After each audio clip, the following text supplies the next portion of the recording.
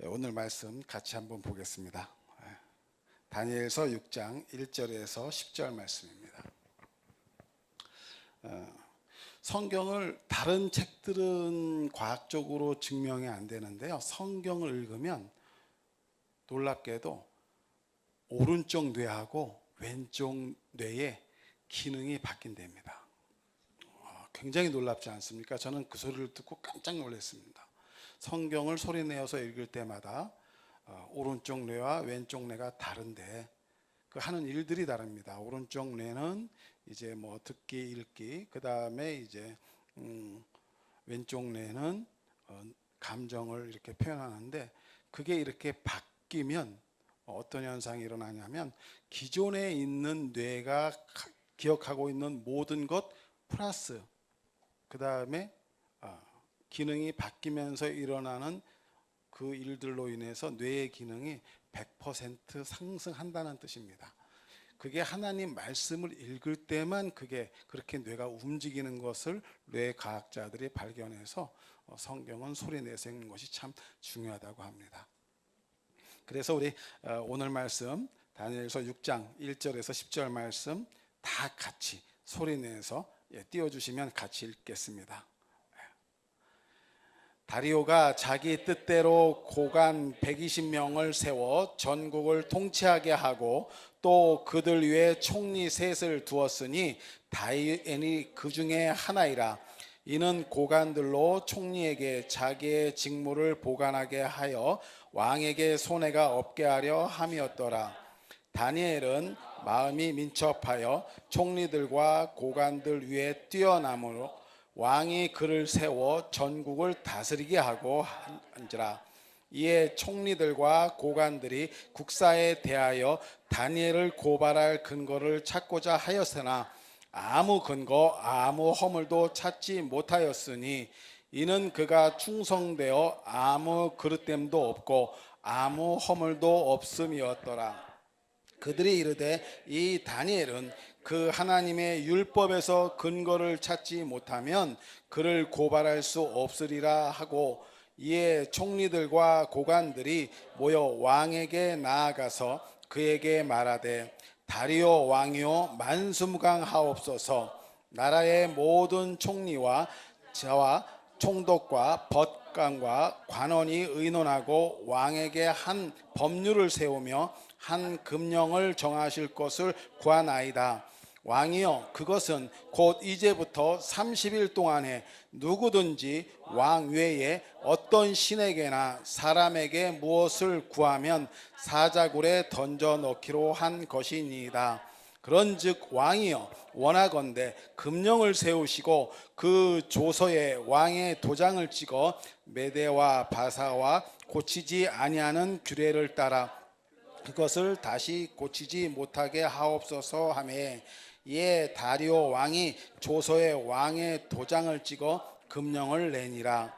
다니엘이 이 조서에 왕의 도장이 찍힌 것을 알고도 자기 집에 돌아가서는 윗방에 올라가 예루살렘으로 향한 창문을 열고 전에 하던 대로 하루 3번씩 무릎을 꿇고 기도하며 그의 하나님께 감사하였더라. 아멘. 놀라운 말씀입니다. 혹시 이런 그 광고를 들어보신 적이 있나요? 순간의 선택이 10년을 좌우한다. 들어보셨나요? 예, 이게 우리나라 1980년도에 지금의 LG죠. 그 당시에 이제 금성사에서 칼라 TV를 출시하면서 냈던 광고입니다. 순간의 선택이 10년을 좌우한다.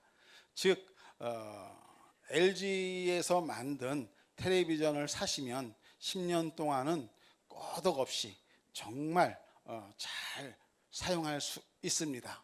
그러니까 선택을 잘 하셔야 됩니다라는 그러한 의미죠.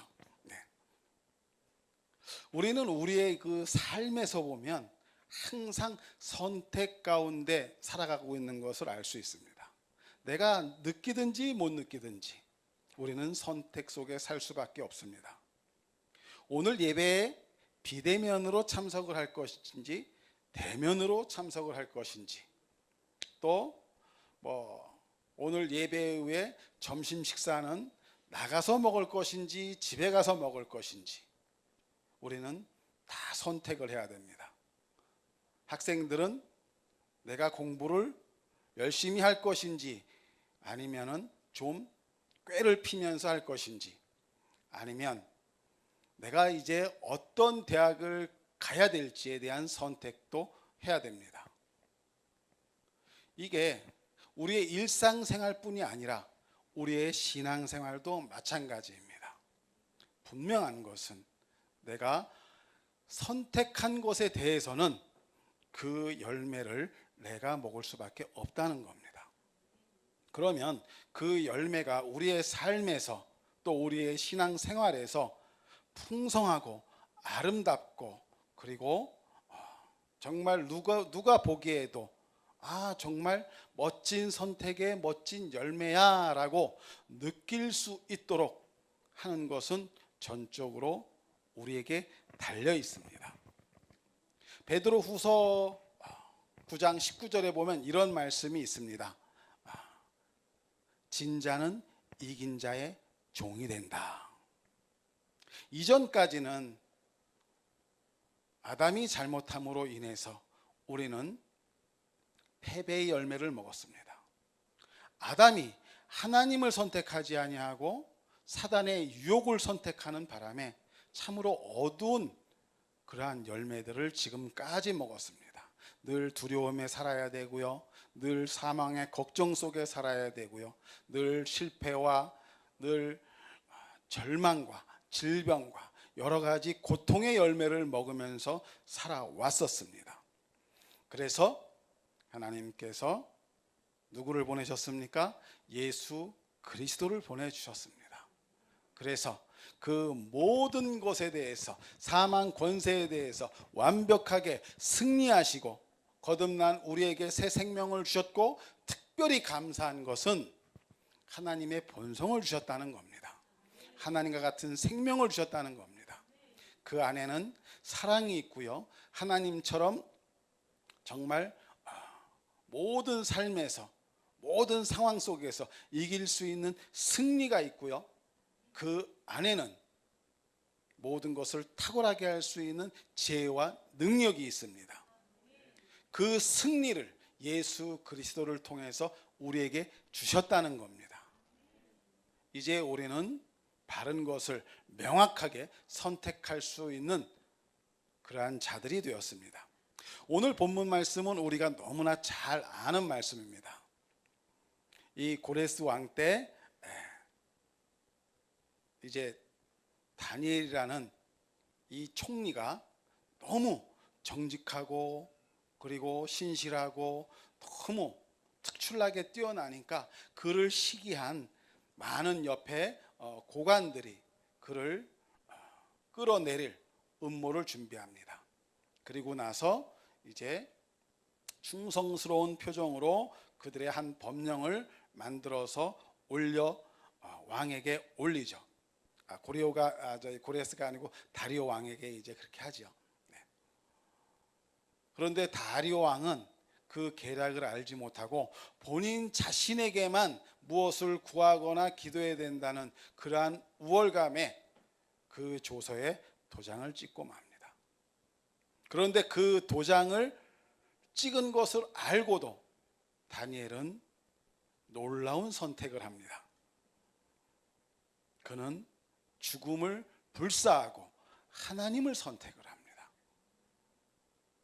그리고 그는 변함없이 하루에 3번 예루살렘을 향하여 기도하는 장면이 오늘 본문 말씀입니다.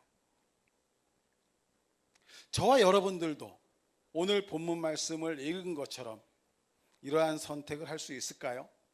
다니엘처럼 이러한 정말 죽음을 걸고 하나님을 선택할 수 있을까요? 이제는 할 수 있습니다. 그 전에, 우리가 주님을 영접하기 전에, 우리가 예수 그리스도로 말미암아 새 생명을 얻기 전에는 그것은 얼토당토하는 정말 어려운 일이었습니다. 그러나 이제는 할 수 있습니다. 이제는 할 수 있는 존재가 되었는데도 불구하고 많은 분들이 하나님의 생명을 가지고 있으면서도 이 선택하는 것을 쉬워하지 않고 어려워합니다. 다니엘처럼 우리가 하나님을 선택하기 위해서는 첫 번째로 내가 누구인지를 아는 것이 너무 중요합니다.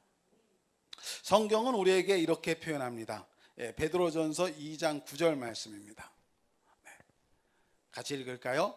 그러나 너희는 택하신 족속이요 왕같은 제사장들이요 거룩한 나라요 그의 소유가 된 백성이니 이는 너희를 어두운 데서 불러내어 그의 기이한 빛에 들어가게 하신 이의 아름다운 덕을 선포하게 하려 하심이라. 하나님 외에는 이제 우리를 다스릴 자가 없습니다.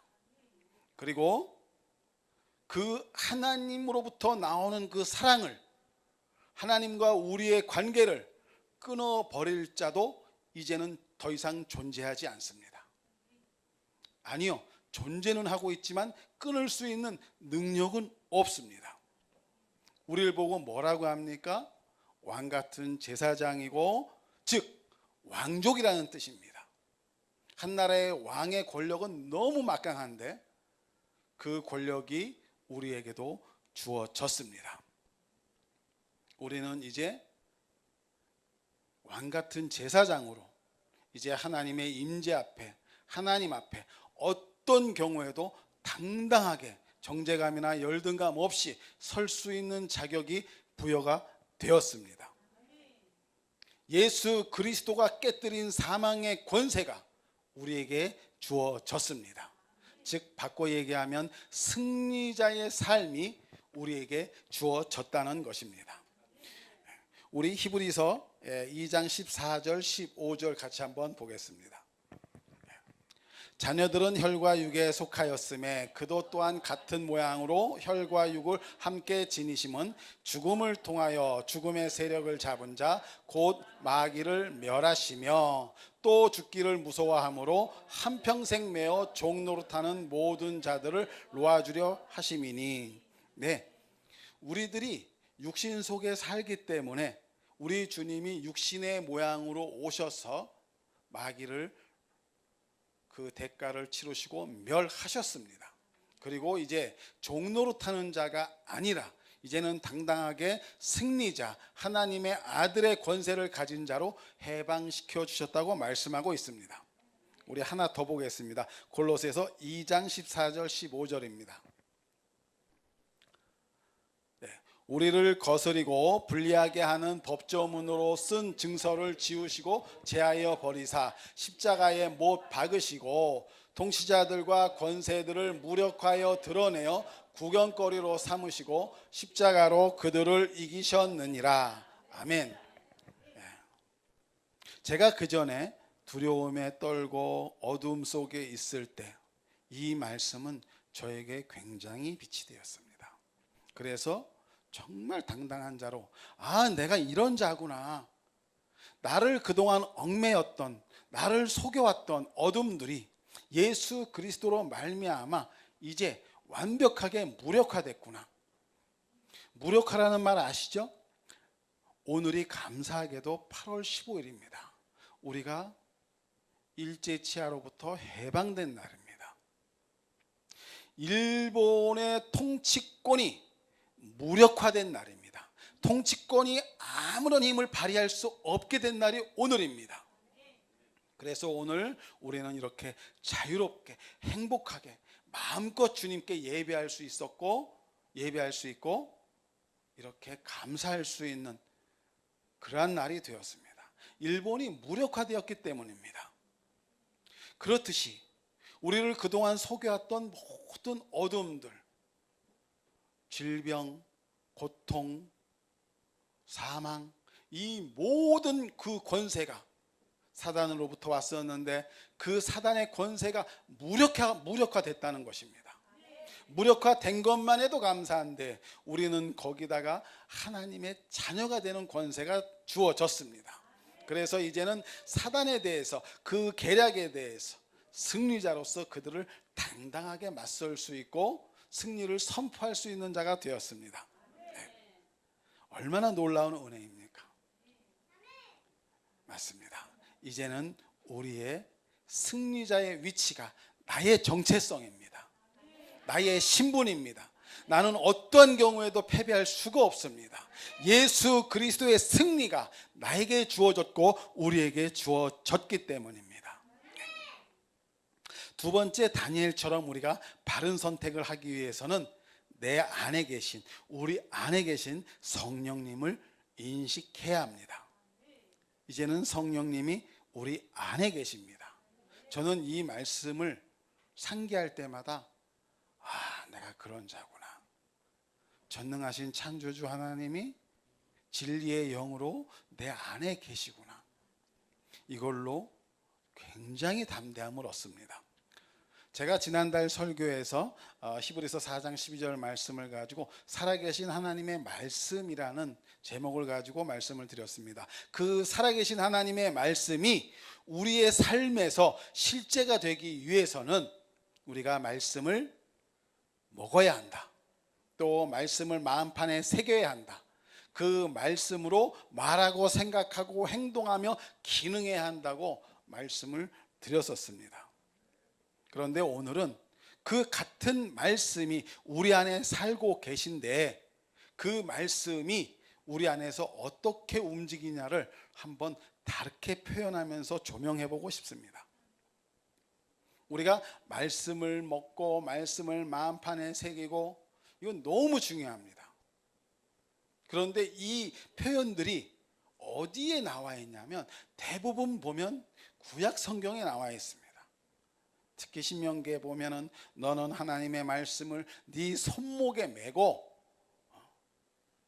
네 귀에 아주 박히도록 그 말씀을 또 네 심령에 마음판에 새겨야 하고 아주 굉장히 부담감 주는 어감으로 많이 표현들이 되어 있습니다. 그런데 지금의 우리에게는 말씀을 그렇게 애써서 정말로 힘들여서 그 말씀에 얽매이지 않아도 될 것 같습니다. 왜냐하면요, 하나님이신 말씀이 우리 안에 계시기 때문입니다. 우리 요한복음 잘 아는 말씀, 요한복음 1장 1절이 있죠. 태초에 말씀이 계시니라. 이 말씀이 하나님과 함께 계셨으니 이 말씀이 곧 하나님이시라. 하나님은요, 예수님입니다. 그죠? 예수님이 그러셨잖아요. 아버지와 나는 하나다. 그러면서 예수님이 뭐라 그러셨습니까? 진리의 영 성령이 이제 너희와 영원토록 또 함께 할 거야. 그 진리의 영, 예수님은 내가 길이요 진리요라고 말씀하셨거든요.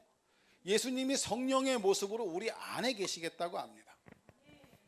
그래서 이제 더 이상 말씀을 막 외우려고 하고 말씀을 막 공부해서 더 기억나게 하려고 애를 쓰지 않아도 된다는 그러한 의미가 이 말씀에 함축되어 있습니다. 제가 이 말씀을 깨닫고 나서 굉장히 감사했습니다. 그렇구나. 솔직하게 말씀드리면 지지난달까지만 해도 이 말씀을 저는 외우려고 굉장히 많이 애를 썼어요. 이거는 몇 장 몇 절이지, 요한복음 태초에 말씀이 계시다. 이건 요한복음 1장 1절이야. 누구든지 그리스도 안에 있으면 새로운 피조물이. 이거는 고린도후서 5장 17절이야. 막 외우려고 많이 애썼습니다. 그런데 말씀이신 하나님이 내 안에 진리의 영이신 성령님으로 계시다는 말씀을 인식하고 깨달은 이후에는 내가 그렇게 애쓸 필요가 없구나. 이해가 가십니까? 저도 그전에 그랬던 것 같아요. 이런 설교를 이렇게 들으면 그러면 말씀을 먹지 말라는 뜻입니까? 말씀을 공부하지 말라는 뜻입니까? 아니요, 해야죠. 말씀을 공부하지 않고 먹지 않는데 어떻게 그게 내 안에 있고 내가 그거를 표현할 수 있단 말이죠? 이해가 안 가는데요. 저는 말씀을 많이 외우고 있지 못해요. 저도 말씀을 외우려고 생각을 하고 내가 몇 개나 외우고 있나 곰곰이 생각을 해보니까요. 정말 개수가 많지 않더라고요. 아니 20개도 안 되더라고요. 제가 열심히 저도 말씀을 잘 외우는 사람이야 라고 생각했던 사람 중에 한 사람인데 전체 말씀을 내가 정확하게 외우고 있는 말씀을 외워보니까 20개가 안 되더라고요. 깜짝 놀랐습니다. 그런데 이제 말씀을 외우려고 하지 않아도 말씀이신 하나님이 내 안에 계신 것을 내가 인식하고 나니까 말씀의 흐름을 내가 알고 있더라고요. 이때는 이 말씀을 내게 적용하면 되겠구나 하면서 찾아보는데 쉽게 찾아집니다.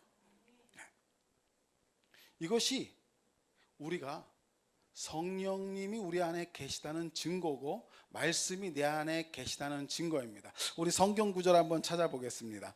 요한복음 14장 16절입니다. 같이 읽습니다. 내가 아버지께 구하겠으니 그가 또 다른 보혜사를 너희에게 주사 영원토록 너희와 함께 있게 하리니. 보혜사가 뭐죠? 성령님입니다. 그런데 성령님이 너희와 함께 있게 하신답니다. 요한복음 15장 26절 말씀입니다. 내가 아버지께로부터 너희에게 보낼 보혜사 곧 아버지께로 나오시는 진리의 성령이 오실 때에 그가 나를 증언하실 것이요 그 성령님이 우리 안에 와 계셔서 예수님을 증거하게 하십니다. 우리는 복음 증거자입니다. 요한복음 16장 13절 한번 보겠습니다. 그러나 진리의 성령이 오시면 그가 너희를 모든 진리 가운데로 인도하시리니 그가 스스로 말하지 않고 오직 들은 것을 말하며 장래일을 너희에게 알리시리라. 14절 또 15절까지 같이 봅니다. 그가 내 영광을 나타내리니 내 것을 가지고 너희에게 알리시겠음이니라. 무릇 아버지께 있는 것은 다 내 것이라. 그러므로 내가 말하기를 내가 내 것을 가지고 너희에게 알리시라 하였노라. 여기에 보면요, 내 것을 가지고 너희에게 알리시리라, 내 것을 가지고 너희에게 알게 하리라. 네, 우리가 말씀이신 예수 그리스도가 진리의 영이신 성령님이 내 안에 계셔서 그분은 우리가 주님의 말씀을 알게 하십니다. 내가 외웠나 못 외웠나 막 고민할 필요 없습니다.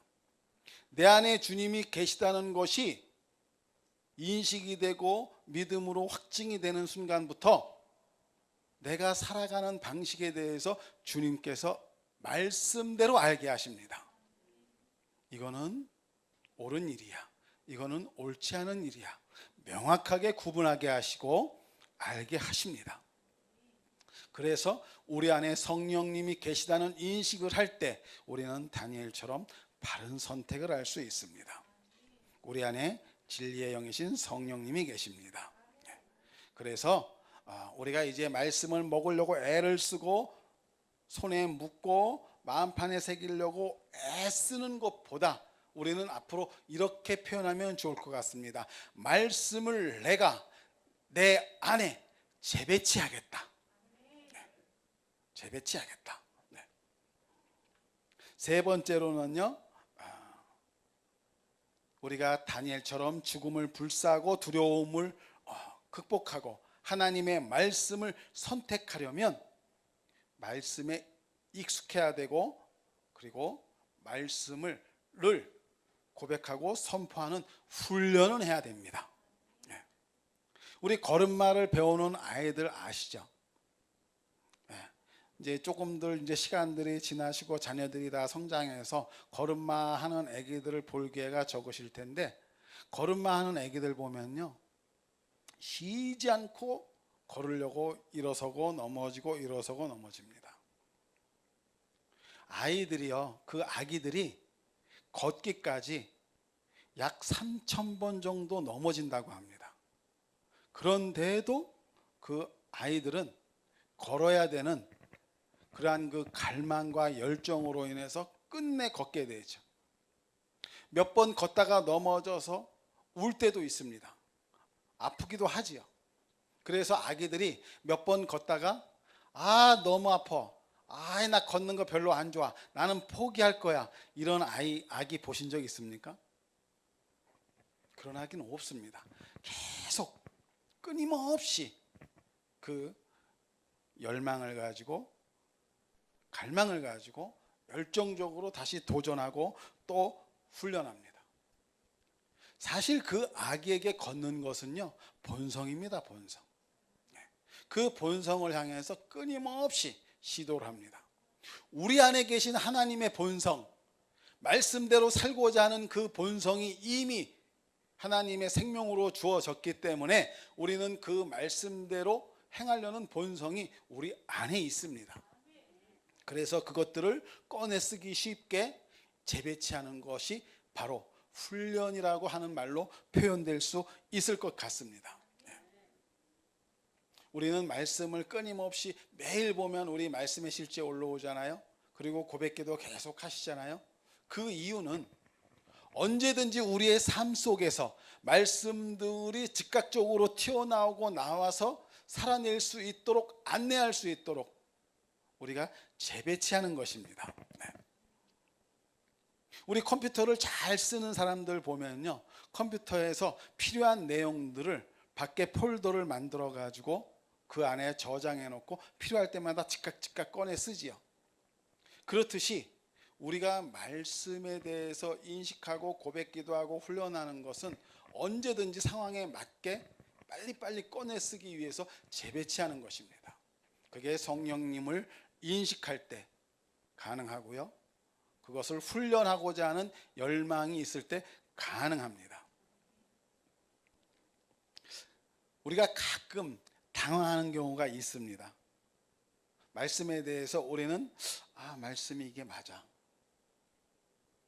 특히 우리가 어느 부분에 취약하냐 하면요, 첫 번째는 재정 분야에, 그 다음에 두 번째는 질병 분야에, 세 번째는 사람과의 관계에서 이 말씀을 적용하는데 조금 어려워하고 힘들어합니다. 너무나 우리가 말씀이 말하는 것을 잘 압니다. 그런데 적용 부분에 가서 조금 힘들어합니다. 왜 그럴까요? 우리가 아픈 사람들을 보면은 저는 이제 자꾸 손을 얹어주고 싶은 그러한 그 갈망이 생겼습니다. 왜냐하면 제가 하는 것이 아니라 주님이 하는 거고, 말씀에 분명하게 명확하게 믿는 자들에게는 이런 표적이 따르리니 라고 마가복음 16장에 돼 있고, 마가복음 16장 18절에 보면은 병든 자에게 손을 얹은 즉 나으리라. 주님이 말씀하셨기에 그거는 내가 믿든지 안 믿든지 그거는 진리입니다. 그거는 그 진리를 그냥 따라서 나는 할 뿐이지, 진리의 말씀이 일을 하는 거라서 제가 이제는 두려워하거나 겁을 내지 않습니다. 우리가 잘 아는 T.L. 오스본 목사님도요, 그분은 몇만 명의 질병을 치유했고 많은 기적을 일으켰다 그래요. 그래서 물었답니다. 어떻게 목사님은 그렇게 많이 병자들을 치유하시고 죽은 자도 살리시고 그러셨습니까? 그랬더니 T.L. 오스본 목사님이 그러셨대요. 나는 남들보다 손을 더 많이 얹었을 뿐입니다. 왜요? 그분이 믿는 분이시기 때문에 그분은 그냥 말씀대로 했다는 거죠. 어느 날 이게 지난번에 말씀드린 것처럼 그 원선교사님을 통해서 내가 깨닫게 되고 저도 받아들이고, 그리고 나서 저도 그러한 담대함이 생겼습니다. 그래서 손을 자주 얹습니다. 우리 믿는 자들에게는 그런 능력이 있습니다. 왜냐하면 믿는 자라고 말씀하셨기에, 내가 하나님을 믿는 자라면 그 말씀은 진리이기에 변함이 없습니다. 그래서 우리는 선포하고 똑같이 행합니다. 그런데 안 됩니다. 그래서 당황하죠. 왜 안 되지? 내가 말씀대로 했는데 왜 안 되지? 왜 안 될까? 왜 안 되지? 이렇게 궁금해하고 거기에 대한 해답을 못 찾고 나중에 무슨 소리들을 하냐면요, 제가 많이 들었습니다. 치유는 은사자들이 하는 거야. 치유는 하나님의 특별한 은혜가 있어야 돼. 그리고 하나님이 지금 나를 낫게 하지 않게 하시거나 지금 당장 치유가 안 일어나는 거는 하나님의 다른 뜻이 더 계실 거야. 이것을 통해서 어떠한 일이 하나님의 계획이 또 있을 거야. 나는 믿음이 아직 약해서 그럴 거야. 이런 이상한 핑계대를 댑니다. 말씀을 얘기를 해야 되는데 상황과 환경을 얘기하죠. 이거는요,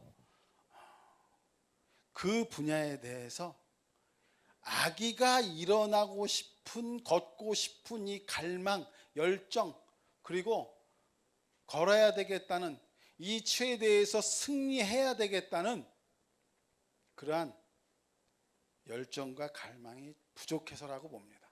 왜요? 말씀은 변함이 없거든요. 말씀이 얘기하는 것은 결코 틀리지 않습니다.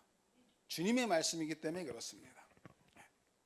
우리의 갈망을 다시 한번 재점검해보고 우리가 거기에 대해서 더욱더 집중을 한번 해보고 거기에 대해서 믿음의 확신을 가지고 될 때까지 하는 우리의 훈련이 필요합니다. 우리가 안 되는 이유는요, 될 때까지 해본 적이 없습니다. 될 때까지 밀어붙이는 말씀에 대한, 믿음에 대한 지속적인 선택이 후퇴하고 있는 겁니다. 전진하면 됩니다.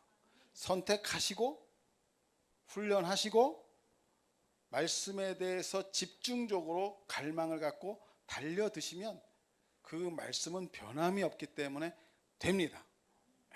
그것이 바로 다니엘이 우리에게 이야기하고 있는 훈련의 중요성입니다. 우리 말씀의 실제 잘 보고 계시죠? 저도 우리 향기교회 밴드를 통해서 목사님이 올려주시는 말씀을 제 지인 목사님들, 또 지인 선교사님들, 우리 그 가족들에게, 또 이 아는 친구들에게 이렇게 계속 보냅니다.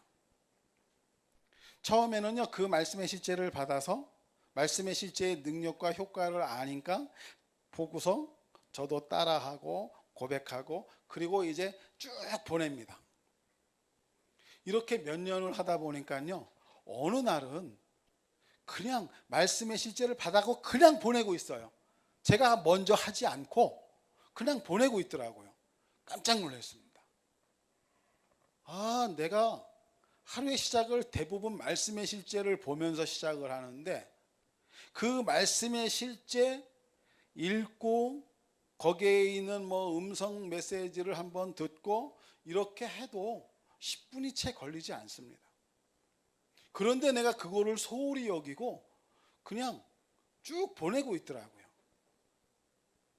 내가 지금 뭐 하고 있는 거지? 말씀의 실제에 대해서 제가 집중하지 않는 모습을 보고서 후다닥 놀래서 지금은 그래서 생각을 바꿔서 요즘은 말씀의 실제를 최소한 2번 정도 합니다. 6시 반에 다시 일단 온거를 보고요. 우리 목사님이 5시에 올려주시니까 눈 뜨면은 한번 쭉 보고요, 듣고요. 그 다음에 6시 반에 하는 이 시간대 하는 분들이 있어서 거기에 이제 들어가서 또 듣습니다. 이분들은 어떻게 이 말씀을 이해하고 있는지 쭉 듣고 그리고 나서 쭉 보냅니다. 그리고 다시 한번 보고 최소한 하루에 2-3번은 제가 하고 있는 것 같더라고요. 그러면서 제 안에 그 말씀의 실제에서 주는 오야킬롬의 목사님의 그 메시지를 이해하는 폭이 굉장히 넓어졌습니다. 볼 때마다 매 순간 이러한 뜻으로 이 말씀을 이렇게 풀어내시는구나 하면서 그것들이 와 닿고 그것들이 내 마음에 쌓이고 그리고 말을 해냄으로 인해서 누구랑 얘기를 해도 이제 자연스럽게 그러한 말씀이 나오게 되더라고요. 정말 감사한 일입니다. 우리들이 말씀이 우리의 삶에서 실제가 되도록 또 바른 선택을 할 수 있도록 하는 힘은 3번째는 지속적인 훈련입니다. 나의 선택이 나의 믿음이고 갈망과 간절함이 집중이 이루어진다면 말씀은 언제든지 변함없이 실제가 될 것입니다. 우리가 그 집중을 놓쳐서는 안 되겠습니다. 우리 누가복음 18장 1절에서 8절 말씀을 보면 불의한 재판관의 이야기가 나옵니다. 우리가 잘 아시는 것처럼 한 여인이 재판관에 가서 매일 가서 얘기합니다. 재판관님, 제 억울함을 좀 풀어주세요. 그런데 그거를 계속 재판관이 무시하다가 어느 날 그렇게 얘기하죠. 내가 하나님도 두려워하지 않고 내가 사람들은 더더욱 두려워하지 않는데 저 여인의 이야기는 내가 들어줘야 되겠다. 저 여자가 나를 너무 귀찮게 해. 그러면서 예수님이 그 말씀을 가지고 너희들이 하나님 앞에 기도할 때 하나님이 오래 참으시겠느냐 이렇게 얘기합니다. 무슨 소리냐면요, 우리가 말씀에 대해서 집중적으로 치료 부분, 재정 분야, 사람들에게 호의를 입는 것, 이 분야의 말씀을 내가 취해서 지속적으로 고백하고 선포하고 그 말씀에 대해서 묵상하면 말씀은 실제가 될 수밖에 없다는 겁니다. 말씀은 역사할 수밖에 없다는 겁니다. 우리가 지속하는 힘을 그 마가복음 18장에서 주님께서 말씀하고 계신 겁니다. 그걸 우리 성경 말씀을 찾아서 한번 잠깐 같이 또 보겠습니다. 시편 22편 24절. 그는 곤고한 자의 곤고를 멸시하거나 싫어하지 아니하시며 그의 얼굴을 그에게서 숨기지 아니하시고 그가 울부짖을 때 들으셨도다. 다윗은 이렇게 고백을 했습니다. 우리의 말에 대해서, 우리의 고백에 대해서, 우리의 선포에 대해서 하나님의 말씀은 역사하실 수밖에 없다고 저렇게 말씀하고 있습니다. 그거를요, 우리 신약에서는 고린도전서 10장 13절 한번 보여주세요.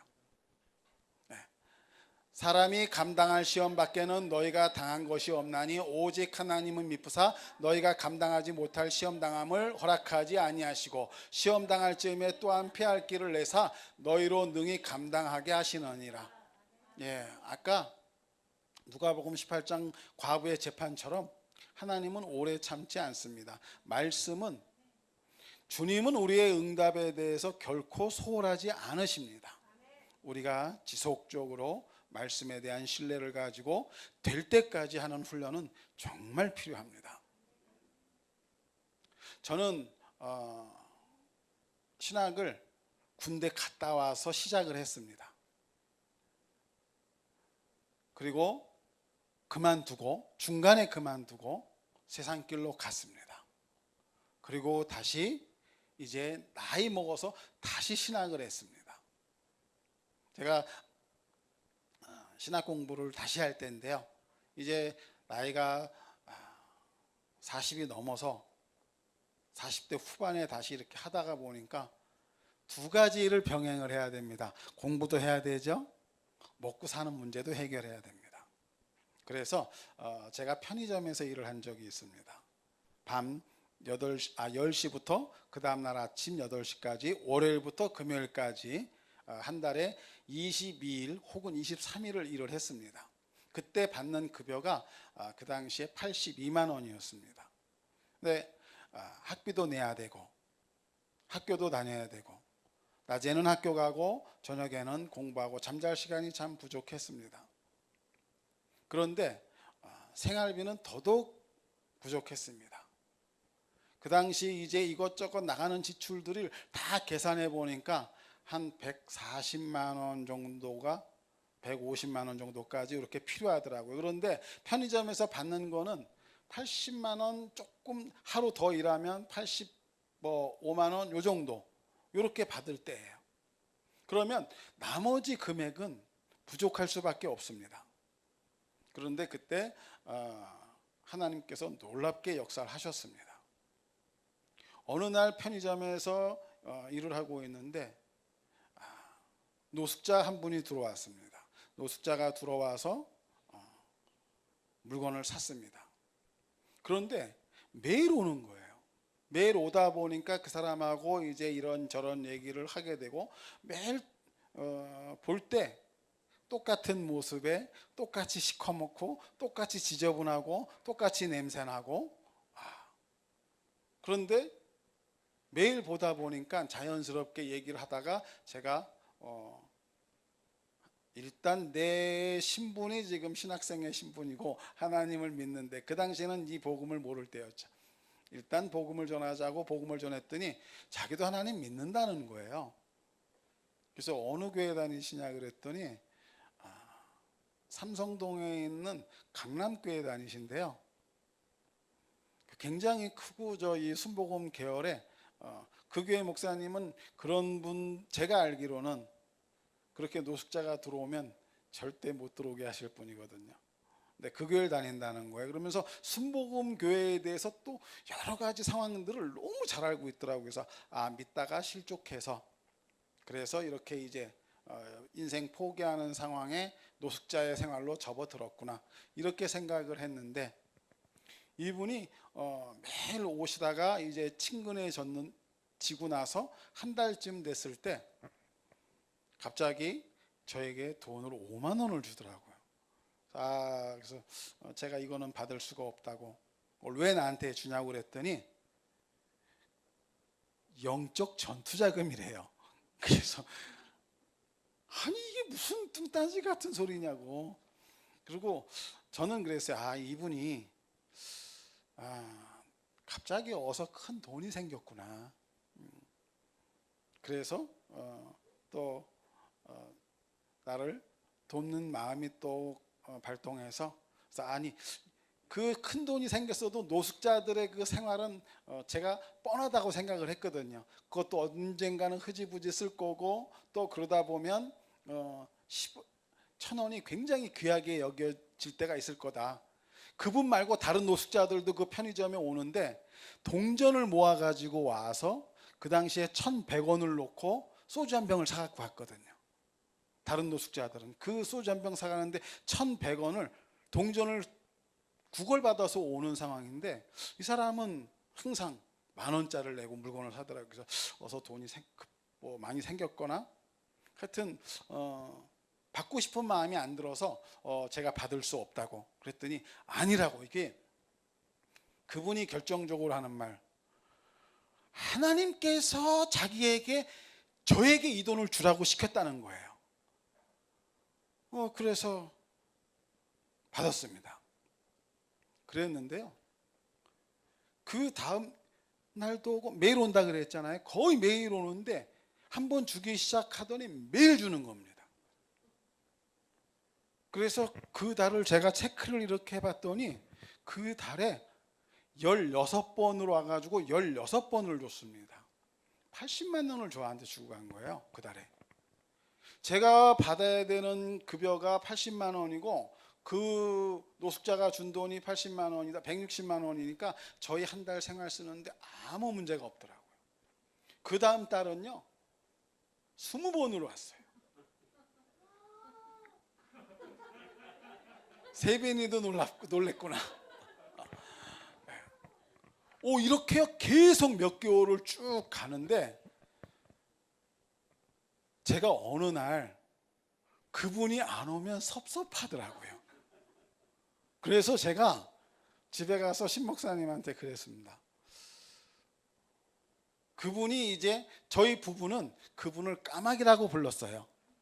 엘리야를 광야에서 떡과 물을 공급했던 까마귀. 우리에게 하나님께서 저 까마귀, 왜냐하면은 노숙자니까 일단 까맣잖아요. 그래서 까마귀라고 불렀습니다. 그 까마귀가 와서 우리를 돕는구나. 어느 날 이제 대부분 그분이 그래요. 내일은 못 올 것 같아요 이러면은 안 오니까 제가 알아요.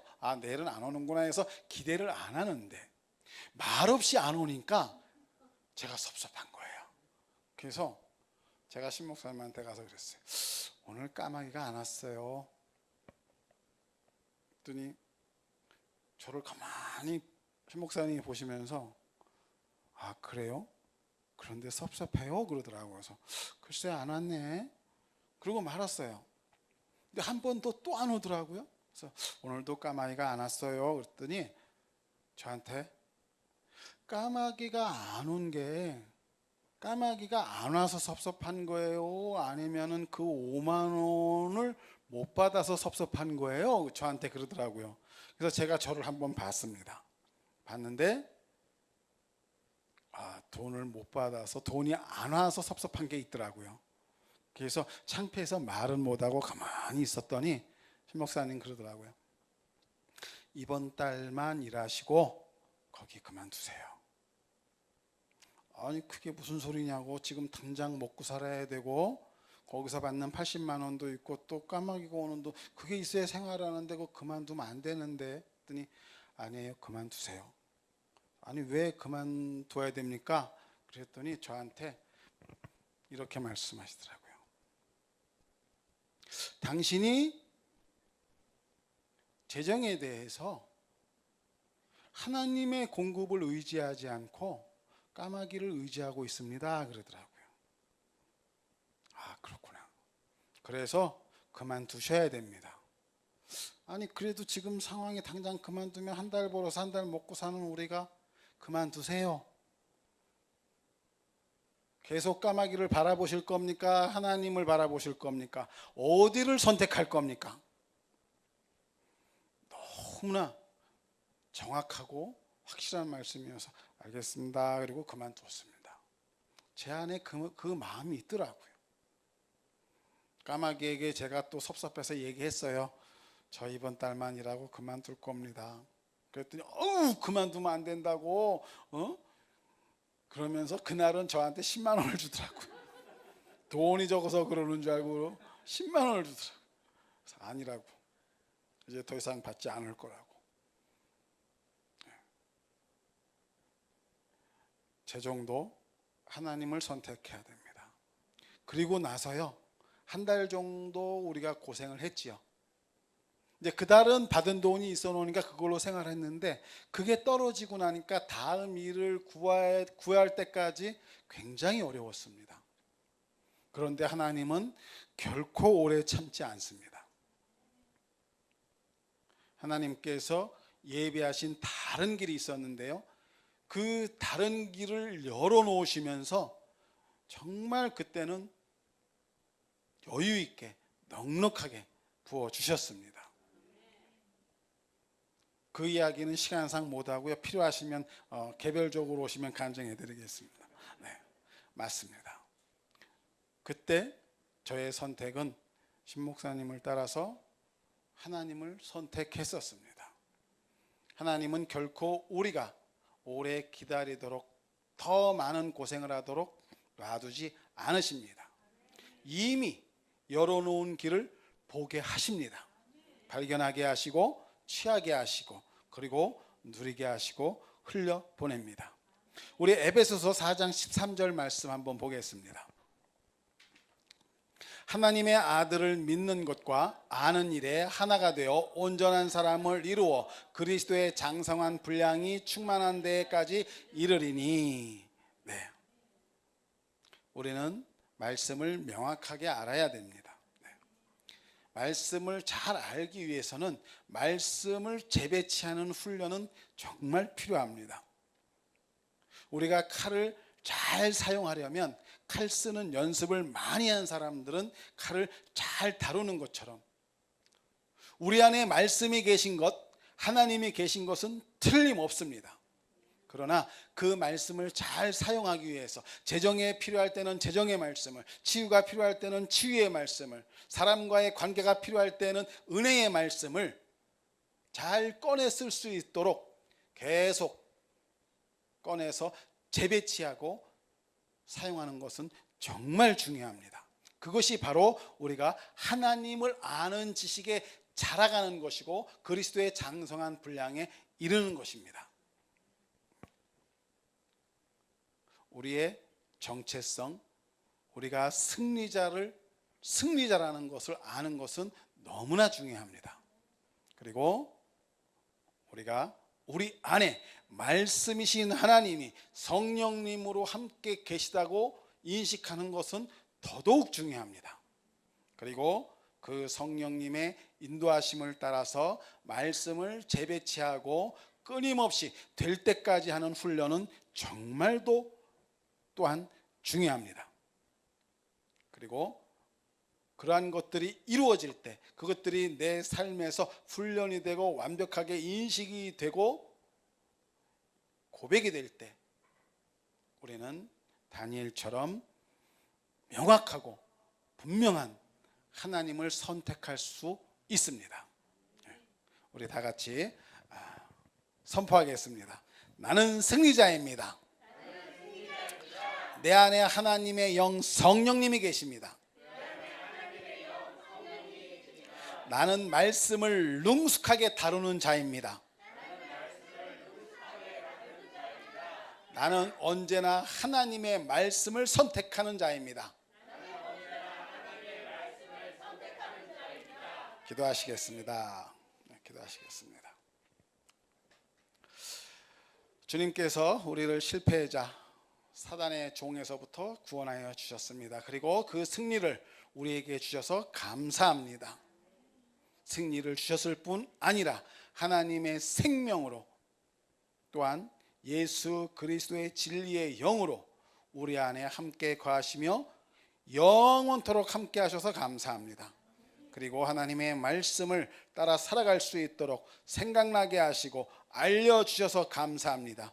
우리는 그러한 것들을 명확하게 알고 하나님의 말씀이 우리의 삶에서 실제가 되도록 말씀을 훈련하고 재배치하겠습니다. 우리는 그러한 능력이 우리 안에 이미 주어진 것을 인식하고 감사를 드립니다. 우리의 삶은 이제 주님 앞에 올려져 있습니다. 하나님의 말씀 따라 생각하고 말하고 행동하고 기능하는 자로 우리는 바른 선택을 하는 자들입니다. 바른 선택을 하는 자로 살게 하셔서 감사합니다. 우리의 바른 선택을 통하여서 하나님의 영광의 빛이 더욱더 드러나며 하나님의 신실하심과 하나님의 그 영원 구원의 모든 일들에 적극적으로 실제가 되도록 나타나는 삶이 우리들의 삶으로 나타날 것입니다. 주님을 찬양합니다. 사랑합니다. 감사합니다. 영광 받으시옵소서. 예수님의 이름으로 기도합니다. 아멘.